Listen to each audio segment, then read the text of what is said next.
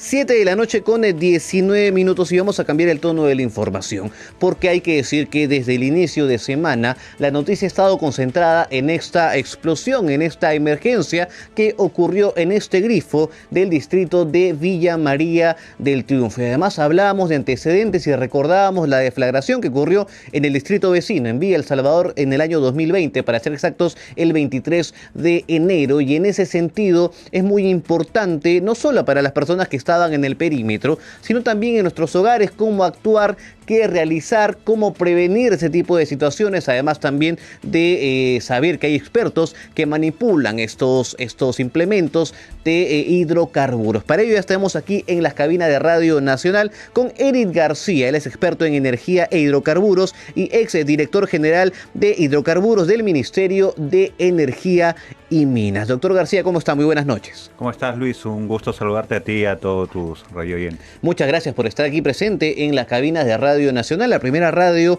del Perú. En principio, porque durante la semana se hablaba de deflagración al principio, luego el premier Gustavo Arencén señalaba que no era una deflagración, sino una explosión mecánica. Pero para que los oyentes del informativo lo tengan más claro, ¿cuál es la diferencia entre ambos conceptos, entre ambas denominaciones?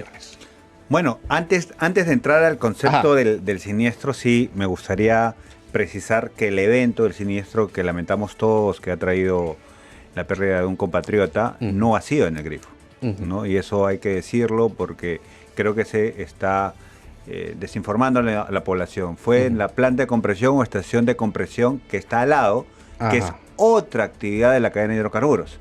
En la cadena de hidrocarburos tenemos pozos petroleros, tenemos ductos, tenemos refinerías, tenemos industrias, tenemos grifos y tenemos plantas de compresión o estaciones de compresión. Entonces, cuando nos referimos a grifo es cuando van los vehículos a hacerle a la carga de gasolina. Un grifo es específicamente un sitio donde van a abastecerse carros de gasolina, diésel, GLP o GNV. Y allí no ha sucedido. Ahí no, tanto es así que en las imágenes ustedes pueden ver que el grifo está completo, que ha sido afectado obviamente por la onda de choque, pero puede seguir operando. La que sí está destruida, vamos a decir, es la planta de compresión o la estación de compresión. Y algo que también se están olvidando es que donde ha habido básicamente la explosión ha sido en uno de los tanques de un camión que estaba cargando, un camión de GNC que estaba cargando en la planta, ¿no? Para llevarse ese gas a usos industriales. Pero eso es lo que ha pasado, ¿no? Entonces, ¿por qué es importante, Luis, mencionarlo? Sí. Porque a nivel nacional tenemos más de 5.000 grifos, pero las plantas de compresión o las estaciones de compresión o carga no llegan ni a 27 a nivel nacional. Entonces no podemos alarmar, porque yo escucho a algunas personas que capaz por la información inicial no están diciendo los grifos. No ha sido el grifo. Tanto es así que el grifo tiene un sistema de seguridad muy bueno que no lo tiene toda Latinoamérica, por ejemplo, para la carga del GNV. ¿No?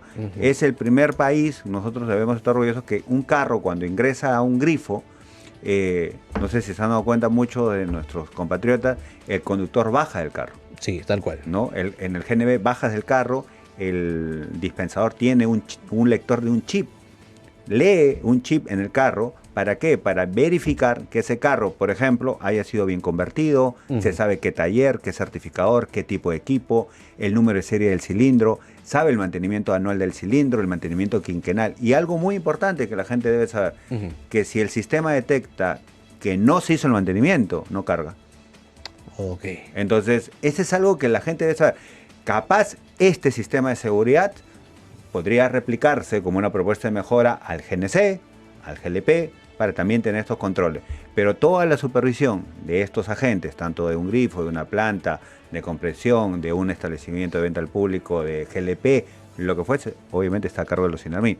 Entonces, acá, volviendo a tu pregunta inicial, ya teniendo claro ¿dónde ocurrió? ¿Qué sucedió? ¿No? Porque algunos amigos me han llamado y me dicen, Eric, yo vivo al lado de un grifo, ¿qué hago? Claro. Y yo le digo, estate tranquilo, le digo, o sea, no pasa nada, yo vivo a media cuadra de un grifo.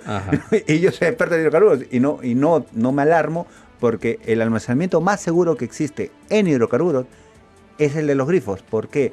Porque el tanque está soterrado, está abajo, no está expuesto, vamos a decirlo. Entonces hay que darle tranquilidad a las familias. Yo entiendo que obviamente ha sido un evento que a todos nos ha afectado, pero hay que, vamos a decir, informar correctamente. Tal cual. Ahora, lo otro que sí me gustaría decir, las diferencias, ¿no?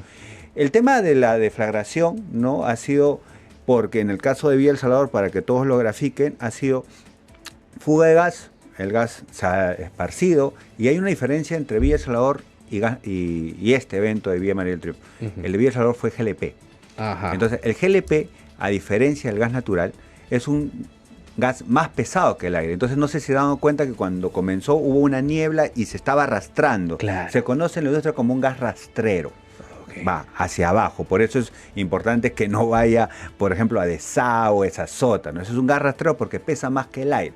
Entonces, ha estado ampliándose, expandiéndose, ¿no? Porque hubo la fuga de gran volumen de ese camión. Volvemos, un camión que no lo operaron bien, donde estaba trabada esa válvula de seguridad. ¿Y qué pasó? La deflagración es una combustión. Encontró un punto caliente, hubo la combustión y ardió todo. Por eso, lamentablemente, en Villa El Salvador hubo 34 fallecidos y todos por quemaduras. Así es, tal cual. En cambio, en el caso de acá, ha sido gas natural. Cuando hay fugas de gas natural, vamos a decirlo, lo primero que hace el gas natural es irse arriba, al cielo, vamos a decir, porque pesa menos que el aire. Okay. Y eso es mucho más seguro porque no llega a formar atmósferas explosivas porque se dispersa. Pero en este caso, aparentemente, porque todavía está en proceso de investigación, aparentemente lo que ha pasado es que en el proceso de llenado del tanque del camión, ¿no? Ha habido una falla en este tanque que puede ser por mucha presión o puede haber sido porque ya el recipiente no aguantó, tuvo un desperfecto, eso habría que averiguarlo, ¿no? Es como, esta explosión es como cuando uno llena un globo, ¿no? Llena un globo, le mete más aire del que puede aguantar, ¿y qué pasa? Claro, explota. Explota, ¿no? revienta. Es básicamente la explosión con mucho ruido y una onda, ¿no? Vamos a decir, una onda de choque que ha barrido con todo, pero siempre hacia un lado. No es como el otro evento que fue la deflagración, que lamentablemente dejó pues 34 personas fallecidas, ¿no? Ahora, las autoridades en esta conferencia de prensa el día siguiente daban cuenta de que había una zona donde todavía se presentaba una fuga y por lo cual no podían intervenir, no podían ingresar porque todavía era una zona insegura.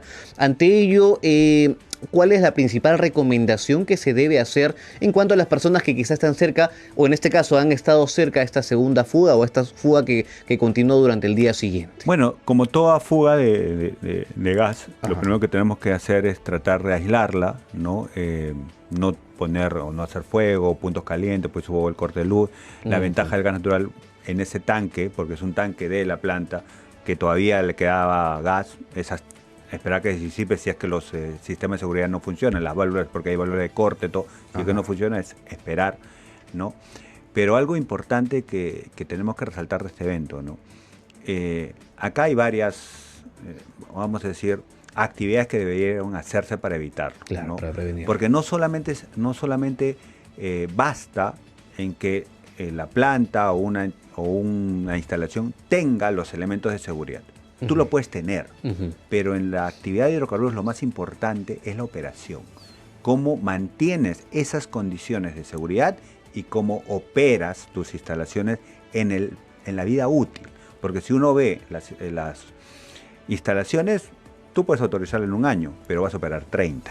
¿Okay? Claro. Entonces, eso es lo más importante. Entonces acá, por ejemplo, se tendría que ver si estos tanques del camión fueron bien certificados, cómo estuvieron, si el proceso de carga se dio de una buena manera, si en ambos lados, tanto del camión y tanto de la planta, el personal fue capacitado.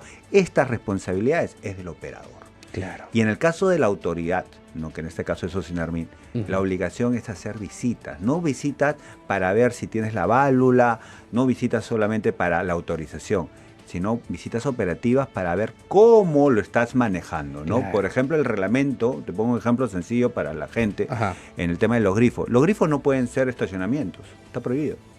O sea, si tú ves un grifo en la noche que está usándolo de cochera, eso está prohibido. Si un grifo, por ejemplo, hace fuego, está prohibido. Si están fumando, está prohibido.